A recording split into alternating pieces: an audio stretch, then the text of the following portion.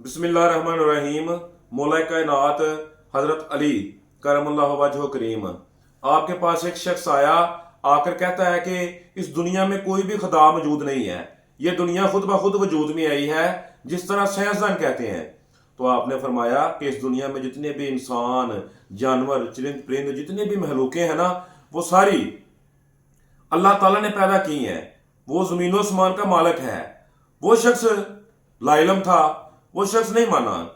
उस शख्स ने एक डब्बा पकड़ा, उसके अंदर गोबर को डाला, डाल के उस डब्बे को बंद करके रख दिया। कुछ देर के बाद उस डब्बे को खोल के ना तो दिखाता है तो उसमें कीड़े बन चुके थे।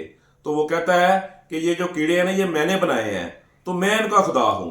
तो मौला कायनात मुस्कुराए और उस शख्स को कहते हैं कि अगर तुम इनके खुदा हो ना, तो मुझे बताओ कि इनमें से नर कौन है और मादा कौन है।